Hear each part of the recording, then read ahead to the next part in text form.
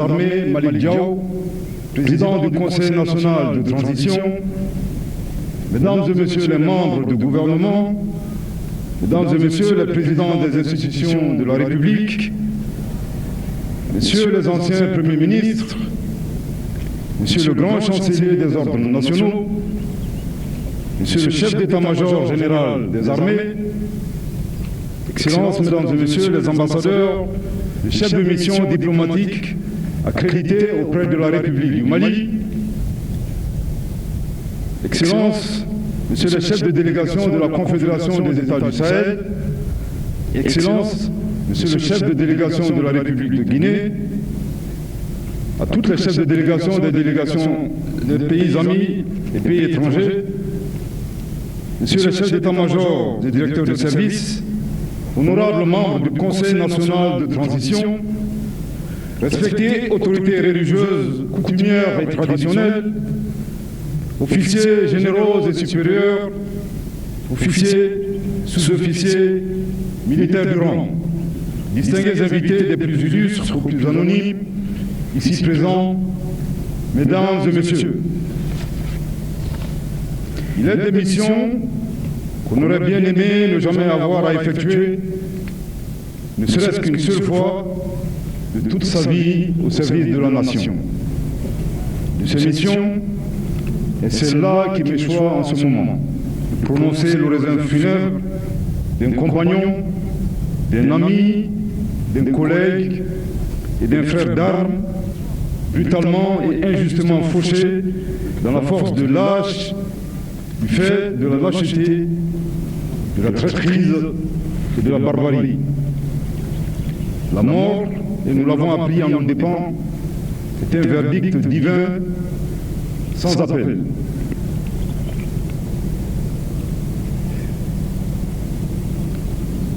Mais face à certaines morts, dans l'incapacité de transiger avec notre Créateur, nous n'avons d'autre choix que de nous interroger. Pourquoi? Pourquoi lui? Pourquoi maintenant? Cette interrogation particulièrement grave qui délimite le champ de notre modeste condition humaine recèle à la fois notre cri de détresse, notre impuissance et notre résignation face à la mort. Ce passage obligé qui est malheureusement notre avenir à tous. Distingués invités, mesdames et messieurs, souffrons seuls ou en communion, mais souffrons quand même de toutes les formes d'expression en pareille circonstance. Exprimons dignement notre colère, cette colère qui est à fleur de notre peau, mais sans jamais la laisser exploser. Bien au contraire, réjouissons-nous de certaines morts qui inscrivent dans le marbre pour l'éternité un nom, qui font la fierté d'une famille et qui couvrent d'honneur toute une institution, toute une nation. Ainsi en est-il de la mort du général d'armée Sadio Camara, celui que les Maliennes et les Maliens de toutes les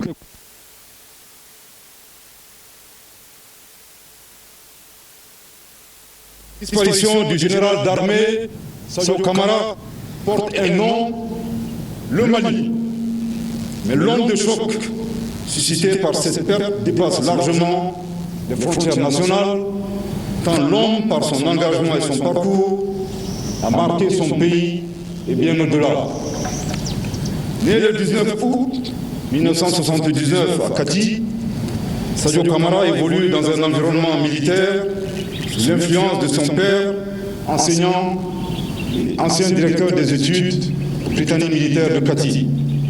Il intègre cette prestigieuse école où il obtient le baccalauréat en série sciences biologiques terminales en 1999. C'est dans ce cadre qu'il développe une vocation précoce pour le métier des armes. Dans la continuité de ce parcours, il rejoint la même année l'école militaire interarmes de Koulikoro, où il reçoit la formation initiale des officiers. Sa carrière militaire se construit progressivement à travers un ensemble de formation professionnelle et académique, tant bien au Mali qu'à l'étranger. Il bénéficie notamment d'enseignements aux États-Unis d'Amérique et en Chine, portant sur des domaines stratégiques tels que le commandement, l'antiterrorisme ou encore les relations civilo-militaires. En parallèle, il obtient une attestation de langue anglaise avancée en 2006 et une licence professionnelle en création et gestion d'entreprises en 2017. Promu sous-lieutenant en 2002, il gravit avec constance les échelons de la hiérarchie militaire. Lieutenant en 2004, capitaine en 2009, commandant en 2012, lieutenant-colonel en 2015, colonel en 2020, général de corps d'armée en 2024, et enfin, général d'armée à titre posthume le 29 avril 2026. Cette progression témoigne d'un parcours marqué par la rigueur, le mérite et le sens du devoir.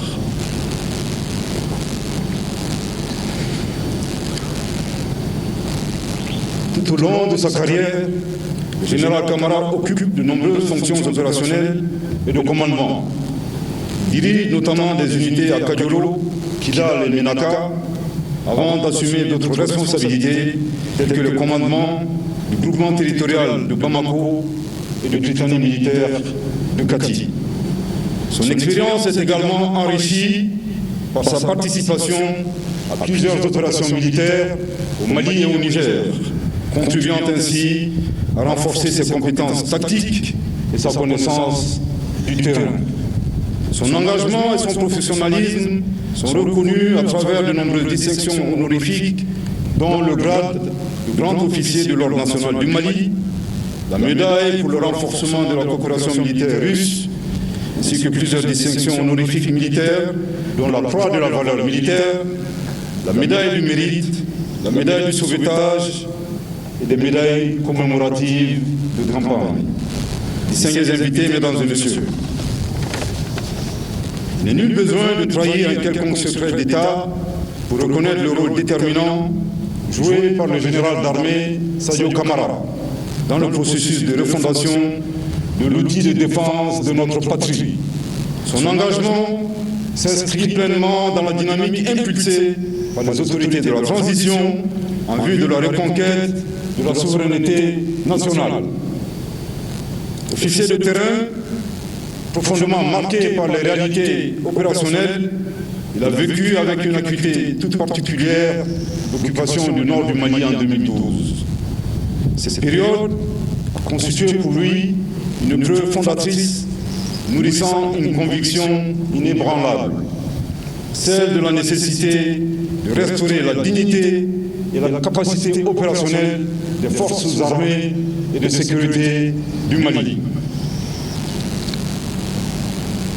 Il n'a jamais accepté l'affaiblissement de l'institution militaire, qui percevait comme le résultat de dynamiques politiques complexes, parfois influencées par des intérêts extérieurs, peu en phase avec les réalités nationales. Dès qu'il en a eu l'opportunité, le général Camara s'est affirmé comme un acteur majeur de la montée en puissance des forces armées et de sécurité, en étroite collaboration avec les plus hautes autorités de l'État. Il a contribué à redéfinir les priorités stratégiques du Mali en matière de défense. Progressivement, il s'est imposé comme l'une des figures les plus emblématiques de la lutte pour la reconquête de la souveraineté pleine et entière du Mali. Sa personnalité, à la fois modeste, mais déterminée à marquer l'opinion publique. Sa présence, sobre et constante, incarnait une volonté ferme de restaurer la paix et de lutter sans relâche contre les menaces sécuritaires. Pour de nombreux citoyens, il représentait cette constance dans l'effort, cette résilience face à l'adversité et cette fidélité indéfectible à l'intérêt national.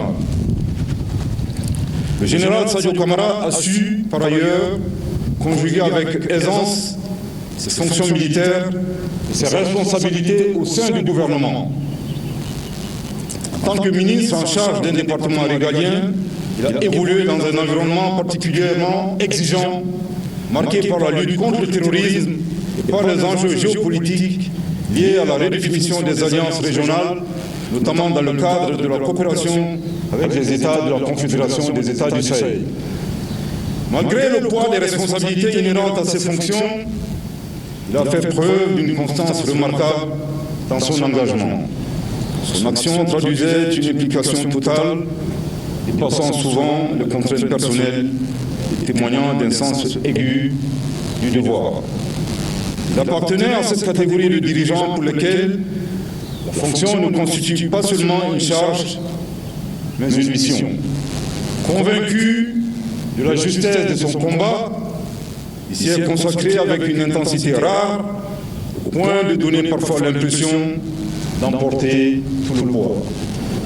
Cette exigence, voire cette intransigeance, lorsqu'il s'agissait de défendre les intérêts supérieurs de la nation, a contribué à faire de lui une figure centrale, mais également une personnalité exposée.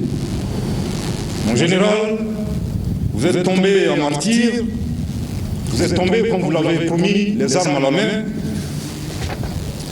Vous avez honoré votre serment jusqu'au sacrifice ultime. Vous avez donné votre sang pour cette terre du Mali que vous avez tant aimée. Vous êtes parti en héros.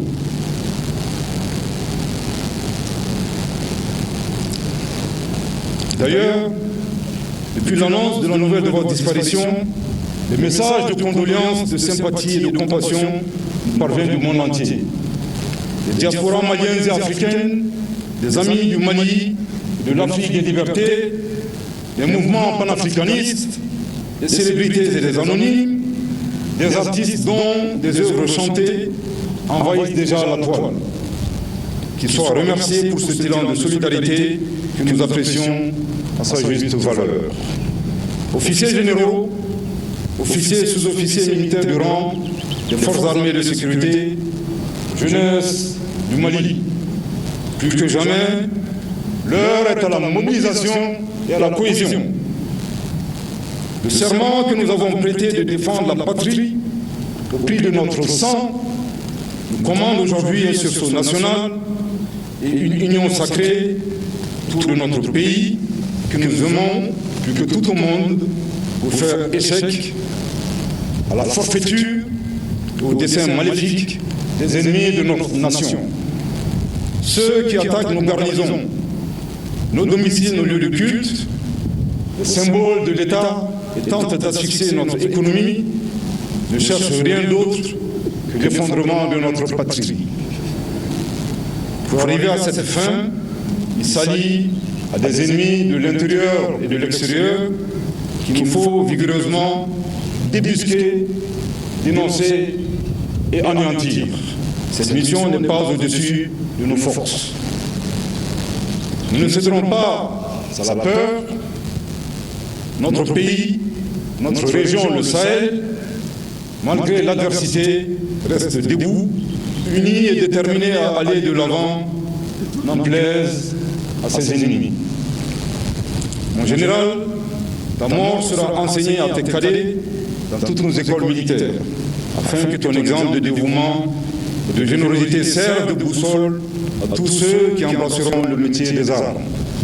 Certes, le général Sadio Camara n'est plus de ce monde, cela nous attriste, nous bouleverse profondément. Mais son idéal sera porté par des millions, voire des dizaines et des centaines de millions de femmes et d'hommes, de jeunes et d'aînés à travers le Mali, la Confédération des États du Sahel, l'Afrique et le monde entier. Distingués invités, mesdames et messieurs, le général Sadio Camara n'avait pas un ministère religieux, à l'image d'un imam, d'un prêtre ou d'un pasteur. Toutefois, notre frère d'armes était un érudit, un ascète et presque un saint homme. Tous ceux qui le connaissent savent qu'il lisait régulièrement le Saint-Coran. Sa grande humilité et sa propension naturelle à rendre service à son prochain avaient trouvé un terrain d'expression sur le plan religieux. Discrètement mais régulièrement, le ministre d'État Sadio Camara a apporté un soutien à la construction et à la rénovation de plusieurs lieux de culte dans notre pays. Un bon musulman, il évitait soigneusement que son état d'âme tâche la qualité des interactions qu'il avait avec ses collaborateurs, ses collègues ou toute autre personne. Tel était le ministre d'État, ministre de la Défense et des Anciens Combattants, le général d'armée Sadio Camara, soucieux de répandre des ondes positives autour de lui. Nous restons convaincus d'une chose, que l'homme était injuste, qu'une grande récompense attend dans le Saint Paradis. Mon général, tu as été cet homme de mission, aux qualités irréprochables sur le plan éthique, professionnel, opérationnel et humain. Au-delà de tes fonctions, tu te distingues par des qualités humaines et des valeurs, intégrité, loyauté, courage, sens de la justice et respect de la dignité humaine. Officier de terrain et homme d'État, tu incarnes une figure de discipline et d'engagement au service de la nation. L'année 2020 marque un tournant dans ton parcours. Dans un contexte de crise nationale, tu t'engages aux côtés d'autres militaires dans la refondation de l'État. À partir de ce moment, tu t'imposes sur la scène nationale comme une personnalité marquante, suscitant respect et admiration par ton calme, ta discrétion et ta détermination. Surnommé par nos concitoyens la force tranquille, ou encore l'homme turban, ou encore le silencieux, tu as consacré ta vie à la consolidation des forces armées de sécurité de notre pays, avec l'ambition d'en faire une référence à l'échelle régionale et continentale.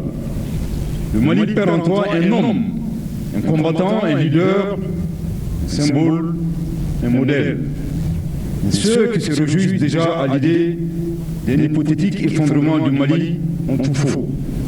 Le Mali est éternel et nous ferons la preuve que des millions de Sadio Camara se bousculent déjà au portillon pour prendre valablement la relève. La flamme que tu as su allumer ne s'éteindra jamais. Elle sera entretenue par toute une nation debout, dont la détermination décuple avec l'adversité de son environnement. Comme tu le sais, mon général, les grands hommes ne meurent pas. Ils se retirent au panthéon de l'histoire et veillent sur nous. Ce faisant, ils deviennent des phares qui éclairent le chemin des pauvres navigateurs éparpillés sur la surface des océans, cherchant avec peine des repères pour entrer à la maison. Mission accomplie, mon général, tu te retires en toute sérénité, nous gardons la maison conformément à tes souhaits. Va et dors du sommet du juste, de celui qui a mérité de la nation. Excellence, Monsieur le Président de la Transition, chef de l'État, chef suprême des armées, votre officier et bro vous dit au revoir. Va en paix, très cher Bazar, qu'Allah t'accueille en son paradis éternel. Amen.